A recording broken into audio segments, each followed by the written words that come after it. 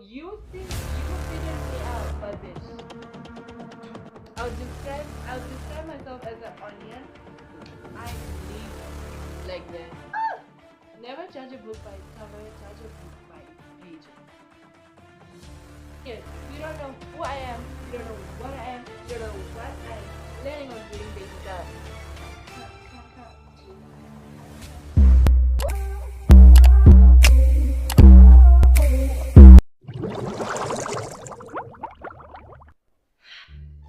Hi guys, welcome back to my YouTube channel. Make sure you like, share, and subscribe, and always hit that comment section, guys. So basically today we are, if you haven't read the title of the video, so today is like a get to know me, you know. I don't think a lot of people know me. Like, I feel like you see or you hear of me, but you really don't know who I really am as a human being, because people make a lot of assumptions about a human being. So I was like, okay, let me not allow other people to define me. So I was like, I think we need to get to know each other, and you guys need to get to know who I am and to know where I am from, you know, and stuff like that. So let's get into today's video. So basically I have this thing has 24 questions. So I'm basically going to answer each and every question. So disclaimer, guys, I don't know what's in here. I don't know what's in here. I don't know anything about it. My cousin wrote the question for me, so I don't know anything about it. So here's question number 1. The first question is, what's something people aren't ready to hear from you? Okay, so basically, something that people are not ready to hear from me is coming in a few days. Not few days, it's coming in a few months. So I personally am waiting for that specific thing to happen, because I've been praying for that, and then now it's finally going to happen. So second question is, have you ever been the villain in someone's story? Yes, I have been. And guys, I'm not lying. It's written. Sorry, I've always been the villain, okay? I've always been the villain. I've never ended a friendship without me being the villain. I've never exited the place without me being the villain. So yeah, I've always been the villain for some reason, which I don't understand. But I mean, I really don't give a damn anymore. So the answer to the question is, I've always been the villain. Question number 3. What are you outside social media? I am a kind person. I am just a normal human being that just wants to be heard. So that's what I am outside social media. A normal person. Outside of social media, I am a very humble person. I am actually not the same as I am in real life, because real life I'm very slow. So once you see me on social media, that's basically me, but you know, the baddie version. So I'm outside of social media, I am still the same person, let me say. Okay. Question number 4 says, what kind of person are you really? I am very outgoing. I like to get what I want. So sometimes you don't get really what you want. So that's something I really understood for myself. So period. Kind of person I am. I am outgoing. I'm a go-getter, and I'm very hardworking. So yeah. Question number 5. Okay. Which, like, I really don't even know what I'm like doing. Okay. So what do you think people misunderstand about you? People think I'm a hoe. People think I'm a prostitute. People think I am very arrogant. People think I am having good manners. People think I'm fake. People think I am a good for nothing piece of shit. People think that I am not deserving of where I am. People think a lot of things, but guess what? I really don't give a damn because people will always talk and people will always say whatever they want. So people think I'm arrogant and people think that I really don't give a damn about other people. I act like people think I only think about myself, which is actually really wrong. But even people that I'm close, that I was close with, think that I only think about myself. But, I don't want to talk about it. Question number 6. What does success look like for you? To you, okay. Success to me is looks like grounded, I'm grounded, like I'm having what I need versus what I want. That is success to me.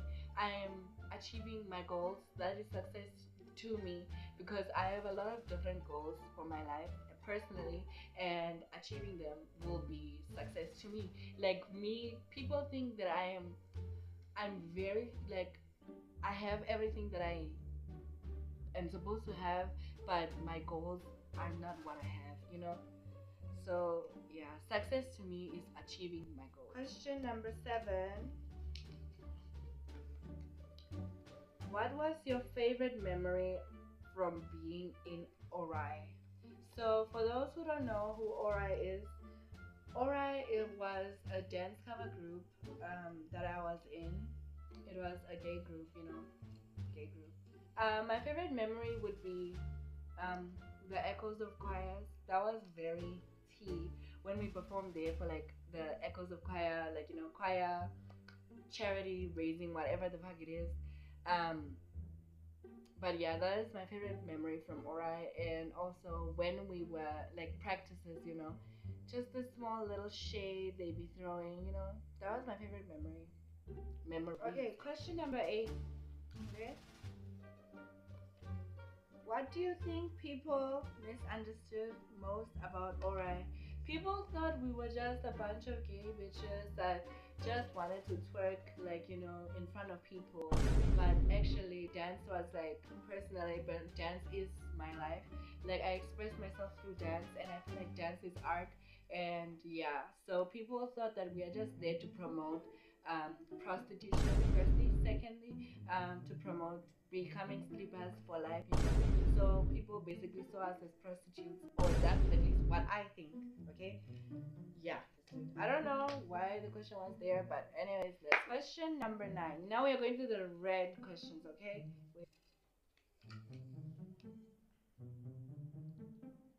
Have you outgrown friends? Yes, many actually. Mentally, a lot.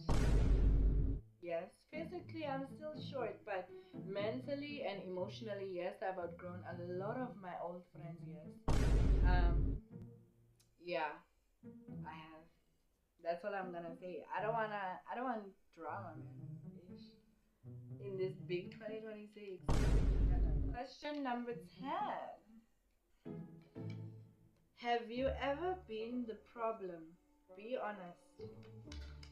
I've been the problem when I reacted, not the problem when it began. I have I became the problem when I reacted, but when it began, I was not the problem. Period. You can crucify me all you want for those who think I'm the problem. I don't give a damn. In this big 2026. I'm so sorry. Anyways, question 11. Have you ever lost a friendship that felt like a heartbreak? Okay, yes, the beginning of this year, yes, I have. I have, So I was pretty emotional about it.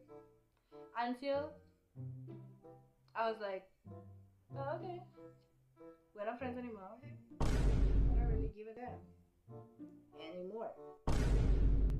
Question number 11. 12, actually. What's something you're still healing from but never talk about? Abandonment. No one knows about it. Abandoned. I was not abandoned by my present parents, my dear. I still stay with my mom. My dad passed on, but abandonment. No one knows what I mean, but you will once you even want to try to understand. Okay, you guys, all you do is judge, be friends with someone just so you can stab the person in the back. Y'all are fake. Period. Anyways, question number 13. Have you ever been betrayed by someone you trusted? Yes, I have. I have. A lot of times, darling. I don't even think it's countless. Like, I genuinely countless. Genuinely. Like, I'm telling you, genuinely countless. And they think they haven't done anything. I'm telling you. It's not from this year, but yeah, not this year.